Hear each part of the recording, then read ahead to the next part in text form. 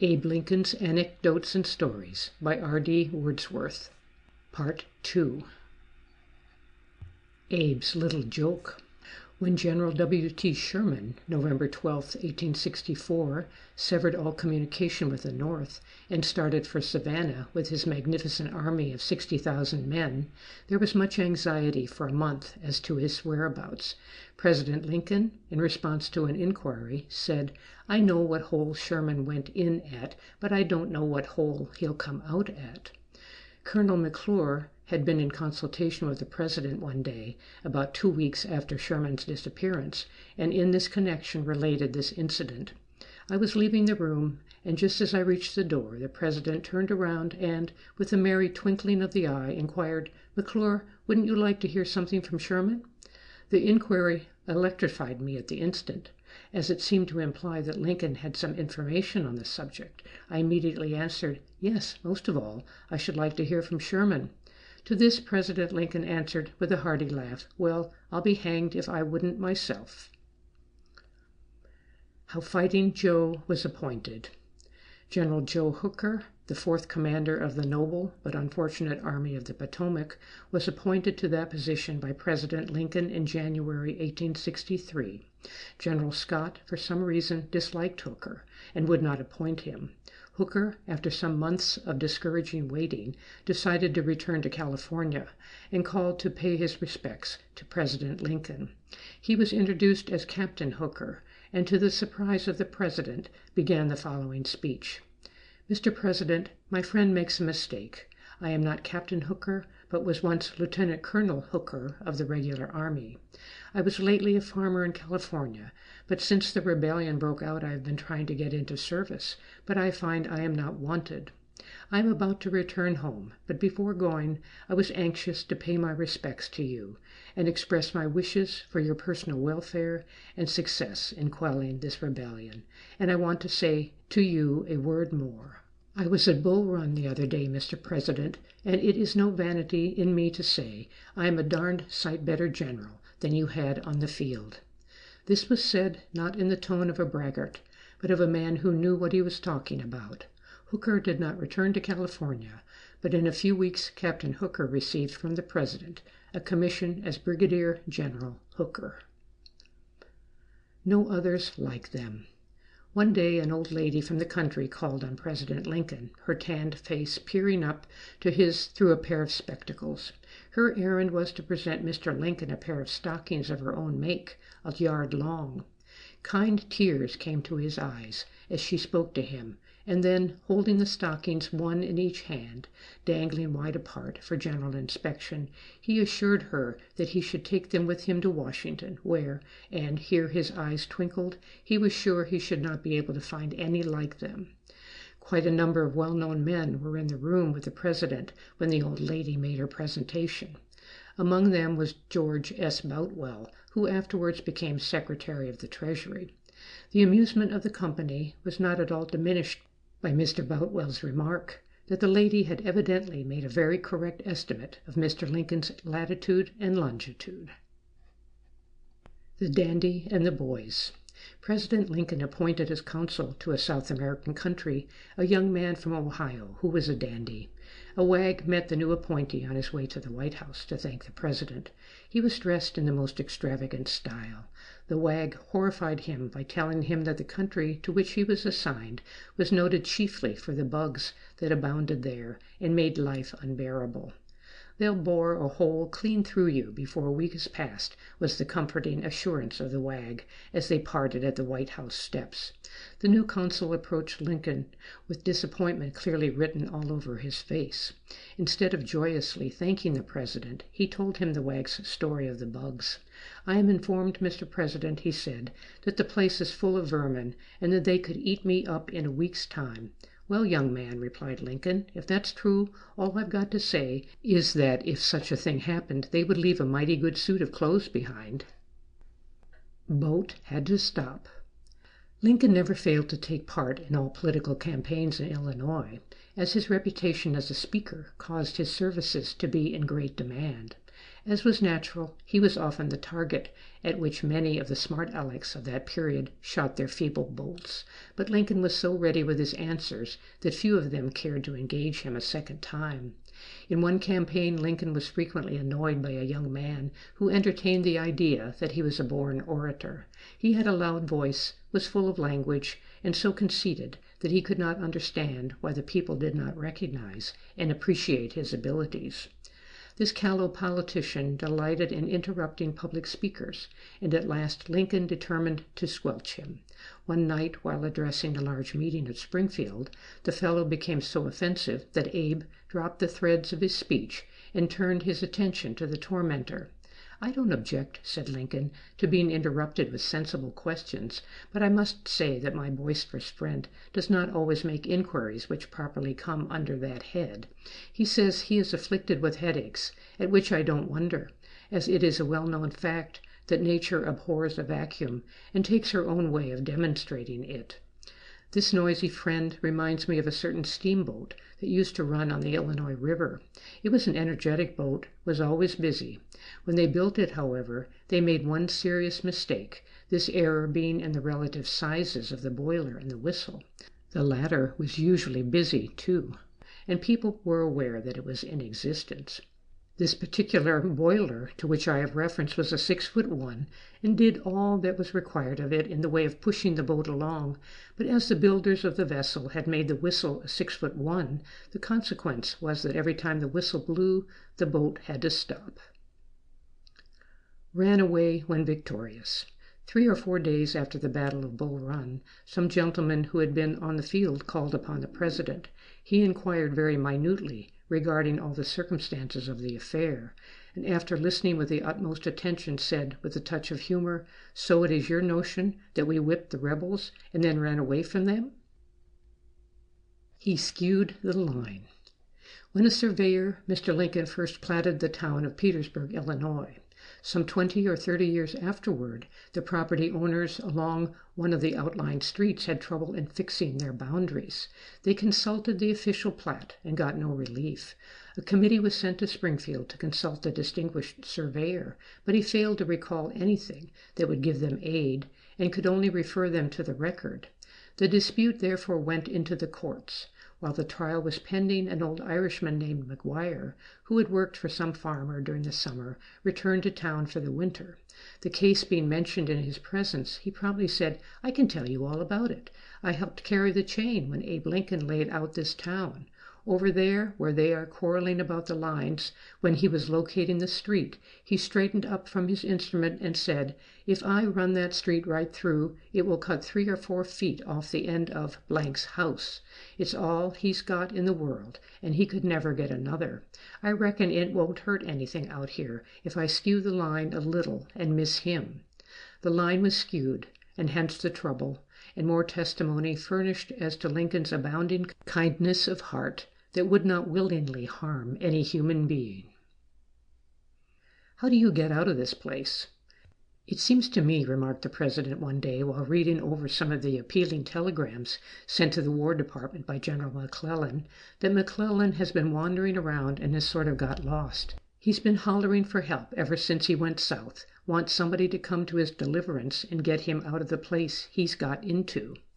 He reminds me of the story of a man out in Illinois who, in company with a number of friends, visited the state penitentiary. They wandered all through the institution and saw everything, but just about the time to depart this particular man became separated from his friends and couldn't find his way out. He roamed up and down one corridor after another, becoming more desperate all the time, when, at last, he came across a convict who was looking out from between the bars of his cell door. Here was salvation at last. Hurrying up to the prisoner, he hastily asked, "Say, how do you get out of this place?" Hell, a mile from the White House.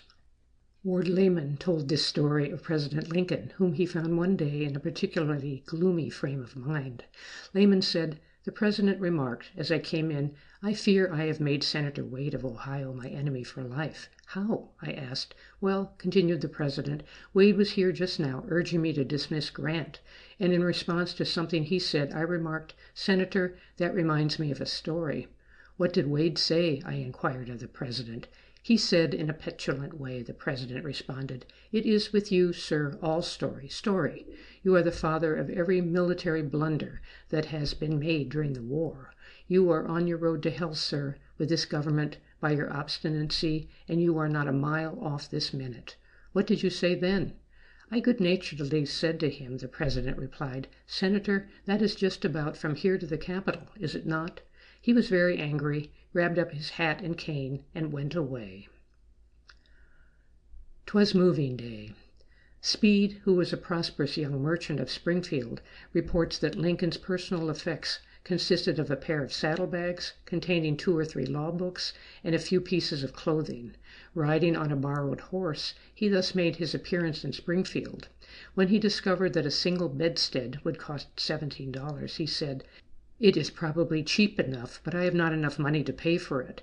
When Speed offered to trust him, he said, "If I fail here as a lawyer, I will probably never pay you at all." Then Speed offered to share a large double bed with him. "Where is your room?" Lincoln asked. "Upstairs," said Speed, pointing from the store leading to his room.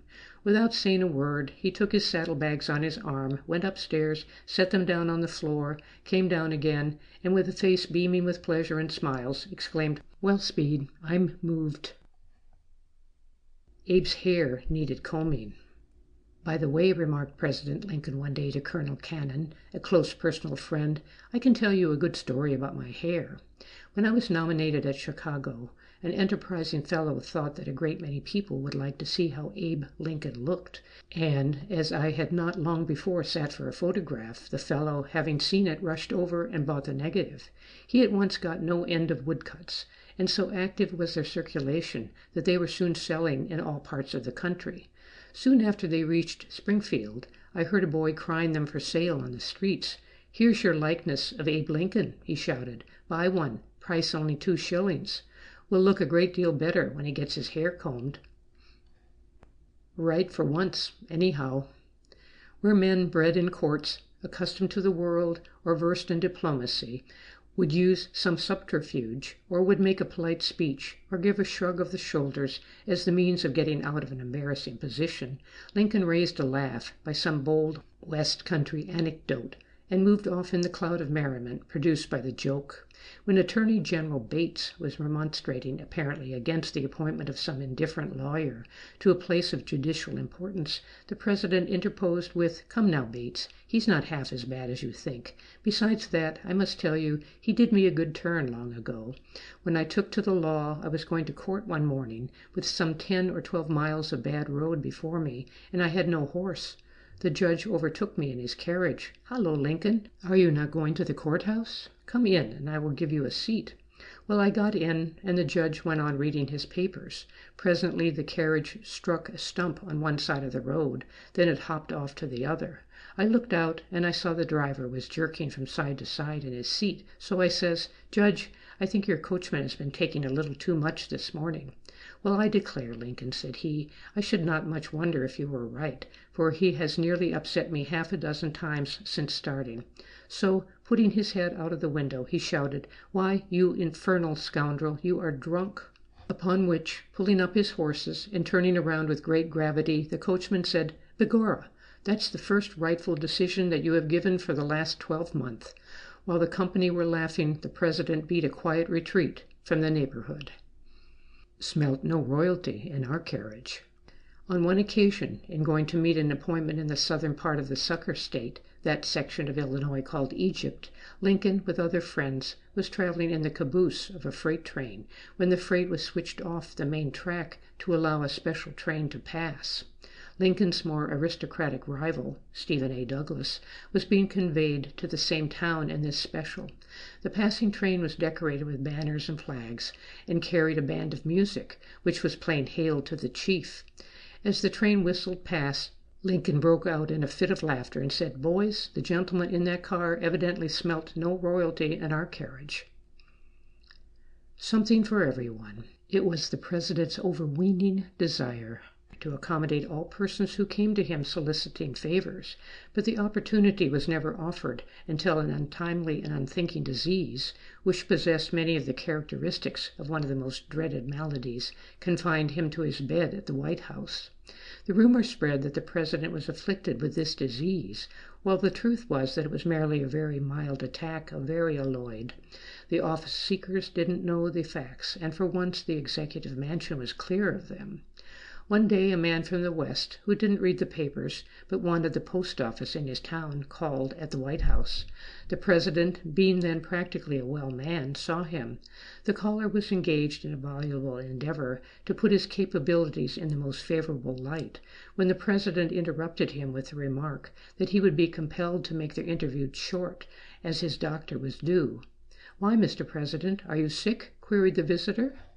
"Oh, nothing much," replied Mr. Lincoln, "but the physician says he fears the worst." "What worst, may I ask?" "Smallpox," was the answer, "but you needn't be scared. I'm only in the first stages now."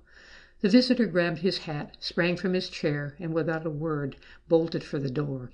"Don't be in a hurry," said the president placidly. "Sit down and talk a while." "Thank you, sir. I'll call again," shouted the Westerner as he disappeared through the opening in the wall. "Now that's the way with people," the president said, when relating the story afterward. "When I can't give them what they want, they're dissatisfied and say harsh things about me, but when I've something to give to everybody, they scamper off." Reminded him of a little story. When Lincoln's attention was called to the fact that, at one time in his boyhood, he had spelled the name of the deity with a small g, he replied, "That reminds me of a little story. It came about that a lot of Confederate mail was captured by the Union forces, and, while it was not exactly the proper thing to do, some of our soldiers opened several letters written by the Southerners at the front to their people at home. In one of these missives the writer, in a postscript, jotted down this assertion: 'We'll lick the Yanks tomorrow. If God lemity, God Almighty, spares our lives.' That fellow was in earnest, too, as the letter was written the day before the second battle of Manassas." Big enough hog for him. To a curiosity seeker who desired a permit to pass the lines to visit the field of Bull Run after the first battle, Lincoln made the following reply. A man in Cortland County raised a porker of such unusual size that strangers went out of their way to see it. One of them the other day met the old gentleman and inquired about the animal.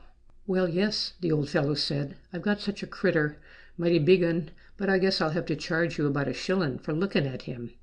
The stranger looked at the old man for a minute or so, pulled out the desired coin, handed it to him, and started to go off. "Hold on," said the other.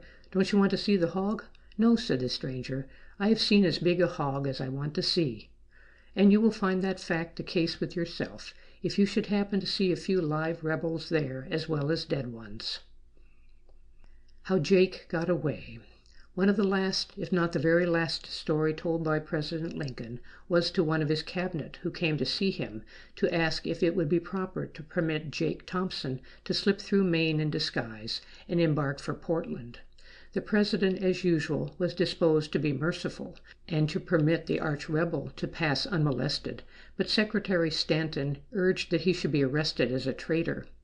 "By permitting him to escape the penalties of treason," persisted the War Secretary, "you sanction it."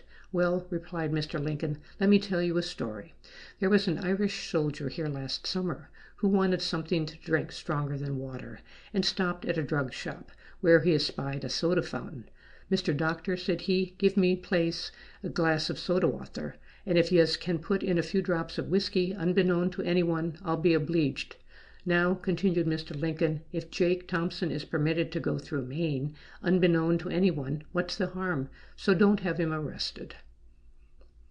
Abe resented the insult. A cashiered officer, seeking to be restored through the power of the executive, became insolent because the president, who believed the man guilty, would not accede to his repeated request, at last said, "Well, Mr. President, I see you are fully determined not to do me justice." This was too aggravating even for Mr. Lincoln. Rising, he suddenly seized the disgraced officer by the coat collar and marched him forcibly to the door, saying, as he ejected him into the passage, "Sir, I give you fair warning never to show your face in this room again. I can bear censure, but not insult. I never wish to see your face again." Stories Better Than Doctors. A gentleman visiting a hospital at Washington heard an occupant of one of the beds laughing and talking about the president, who had been there a short time before and gladdened the wounded with some of his stories. The soldier seemed in such good spirits that the gentleman inquired, "You must be very slightly wounded." "Yes," replied the brave fellow, "very slightly. I have only lost one leg, and I'd be glad enough to lose the other if I could hear some more of old Abe's stories." "I'll sickern your man." A commissioner to the Hawaiian Islands was to be appointed, and 8 applicants had filed their papers, when a delegation from the South appeared at the White House on behalf of a 9th. Not only was their man fit, so the delegation urged, but was also in bad health, and a residence in that balmy climate would be of great benefit to him. The president was rather impatient that day, and before the members of the delegation had fairly started in, suddenly closed the interview with this remark: "Gentlemen, I am sorry to say that there are 8 other applicants for that place, and they are all sickern your man." "Did ye ask Morrissey yet?" John Morrissey, the noted prize fighter, was the boss of Tammany Hall during the Civil War period. It pleased his fancy to go to Congress, and his obedient constituents sent him there. Morrissey was such an absolute despot that the New York City Democracy could not make a move without his consent, and many of the Tammanites were so afraid of him that they would not even enter into business ventures without consulting the autocrat. President Lincoln had been seriously annoyed by some of his generals, who were afraid to make the slightest move before asking advice from Washington. One commander in particular was so cautious that he telegraphed the War Department upon the slightest pretext, the result being that his troops were lying in camp doing nothing when they should have been in the field. "This general reminds me," the president said one day, while talking to Secretary Stanton at the War Department, "of a story I once heard about a Tammany man. He happened to meet a friend, also a member of Tammany, on the street, and in the course of the talk the friend, who was beaming with smiles and good nature, told the other Tammanyite that he was going to be married. This first Tammany man looked more serious than men usually do upon hearing of the impending happiness of a friend. In fact, his face seemed to take on a look of anxiety and worry. "Ain't you glad to know that I'm to get married?" demanded the second Tammanyite, somewhat in a huff. "Of course I am," was the reply, "but," putting his mouth close to the ear of the other, "have you asked Morrissey yet?" Now this general of whom we are speaking wouldn't dare order out the guard without asking Morrissey, concluded the president. Lincoln asked to be shot.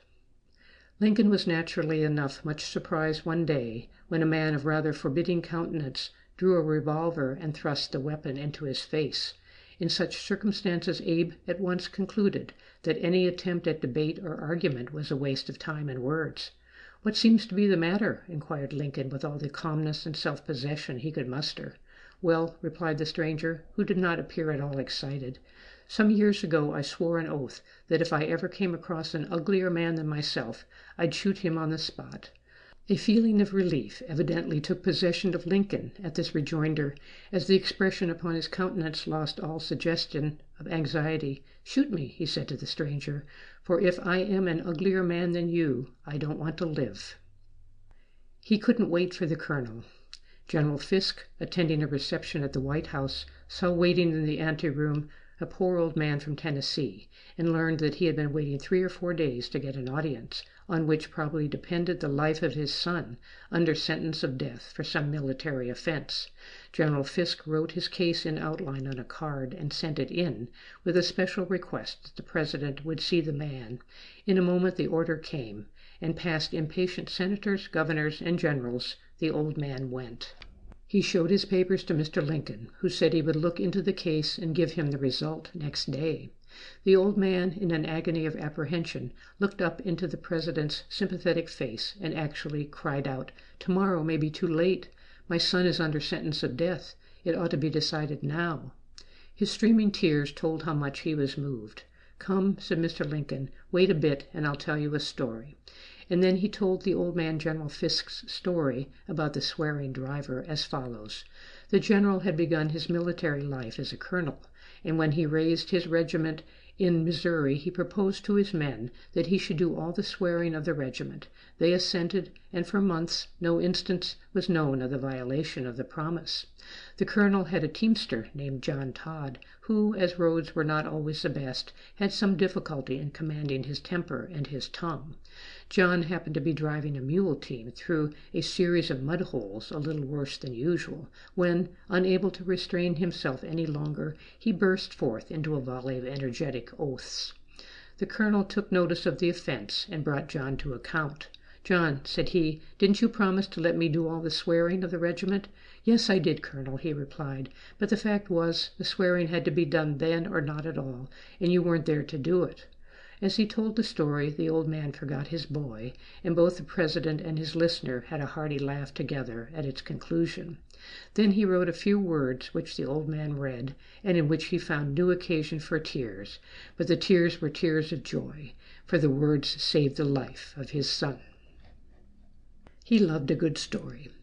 Judge Breese of the Supreme Bench, one of the most distinguished of American jurists, and a man of great personal dignity, was about to open court at Springfield, when Lincoln called out in his hearty way, "Hold on, Breese, don't open court yet. Here's Bob Blackwell just going to tell a story." The judge passed on without replying, evidently regarding it as beneath the dignity of the Supreme Court to delay proceedings for the sake of a story. The dead man spoke. Mr. Lincoln once said in a speech, "Fellow citizens, my friend, Mr. Douglas, made the startling announcement today that the Whigs are all dead. If that be so, fellow citizens, you will now experience the novelty of hearing a speech from a dead man, and I suppose you might properly say, in the language of the old hymn, 'Hark, from the tombs a doleful sound.'" Lincoln pronounced this story funny. The president was heard to declare one day that the story given below was one of the funniest he ever heard. One of General Fremont's batteries of 8 Parrott guns, supported by a squadron of horse commanded by Major Richards, was in sharp conflict with a battery of the enemy near at hand. Shells and shot were flying thick and fast when the commander of the battery, a German, one of Fremont's staff, rode suddenly up to the cavalry, exclaiming in loud and excited terms, "Bring up the shackasses! Bring up the shackasses! For God's sake, hurry up the shackasses immediately!" The necessity of this order, though not quite apparent, will be more obvious when it is remembered that shackasses are mules, carry mountain howitzers, which are fired from the back of that much abused but valuable animal, and the immediate occasion for the shackasses was that 2 regiments of rebel infantry were at that moment discovered ascending a hill immediately behind our batteries. The shackasses, with the howitzers loaded with grape and canister, were soon on the ground. The mules squared themselves, as they well knew how, for the shock. A terrific volley was poured into the advancing column, which immediately broke and retreated. 278 dead bodies were found in the ravine next day, piled closely together as they fell, the effects of that volley from the backs of the shackasses. Plow all round him. Governor Blank went to the War Department one day in a towering rage. I suppose you found it necessary to make large concessions to him. As he returned from you perfectly satisfied, suggested a friend. "Oh, no," the president replied, "I did not concede anything. You have heard how that Illinois farmer got rid of a big log that was too big to haul out, too knotty to split, and too wet and soggy to burn? Well, now," said he, in response to the inquiries of his neighbors one Sunday as to how he got rid of it, "well, now, boys, if you won't divulge the secret, I'll tell you how I got rid of it. I plowed around it." "Now," remarked Lincoln in conclusion, "don't tell anybody, but that's the way I got rid of Governor Blank. I plowed all round him. But it took me 3 mortal hours to do it, and I was afraid every minute he'd see what I was at." I've lost my apple. During a public reception, a farmer from one of the border counties of Virginia told the president that the Union soldiers, in passing his farm, had helped themselves not only to hay, but to his horse, and he hoped the president would urge the proper officer to consider his claim immediately. Mr. Lincoln said that this reminded him of an old acquaintance of his, Jack Chase, a lumberman on the Illinois, a steady, sober man, and the best raftsman on the river. It was quite a trick to take the logs over the rapids, but he was skillful with a raft, and always kept her straight in her channel. Finally a steamer was put on, and Jack was made captain of her.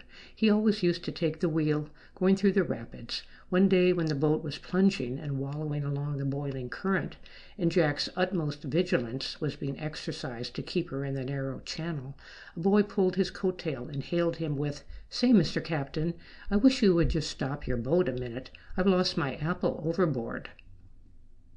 Lincoln's apology to Grant. General Grant is a copious worker and fighter, President Lincoln wrote to General Burnside in July 1863, but a meager writer or telegrapher. Grant never wrote a report until the battle was over. President Lincoln wrote a letter to Grant on July 13, 1863, which indicated the strength of the hold the successful fighter had upon the man in the White House. It ran as follows: "I do not remember that you and I ever met personally. I write this now as a grateful acknowledgment for the almost inestimable service you have done the country. I write to say a word further. When you first reached the vicinity of Vicksburg, I thought you should do what you finally did, march the troops across the neck, run the batteries with the transports, and thus go below, and I never had any faith except a general hope that you knew better than I that the Yazoo Pass expedition and the like could succeed. When you got below and took Port Gibson, Grand Gulf, and vicinity, I thought you should go down the river and join General Banks, and when you turned northward, east of Big Black, I feared it was a mistake. I now wish to make the personal acknowledgment that you were right and I was wrong." A useless dog. When Hood's army had been scattered into fragments, President Lincoln, elated by the defeat of what had so long been a menacing force on the borders of Tennessee, was reminded by its collapse of the fate of a savage dog belonging to one of his neighbors in the frontier settlements in which he lived in his youth. The dog, he said, was the terror of the neighborhood, and its owner, a churlish and quarrelsome fellow, took pleasure in the brute's forcible attitude. Finally, all other means having failed to subdue the creature, a man loaded a lump of meat with a charge of powder, to which was attached a slow fuse. This was dropped where the dreaded dog would find it, and the animal gulped down the tempting bait. There was a dull rumbling, a muffled explosion, and fragments of the dog were seen flying in every direction. The grieved owner, picking up the shattered remains of his cruel favorite, said, "He was a good dog, but as a dog, his days of usefulness are over." Hood's army was a good army, said Lincoln by way of comment, and we were all afraid of it. But as an army, its usefulness is gone. He'd ruin all the other convicts. One of the droll stories brought into play by the president as an ally in support of his contention proved most effective. Politics was rife among the generals of the Union Army, and there was more wire pulling to prevent the advancement of fellow commanders than the laying of plans to defeat the Confederates in battle. However, when it so happened that the name of a particularly unpopular general was sent to the Senate for confirmation, the protest against his promotion was almost unanimous. The nomination didn't seem to please anyone. Generals who were enemies before conferred together for the purpose of bringing every possible influence to bear upon the Senate and securing the rejection of the hated leader's name. The president was surprised. He had never known such unanimity before.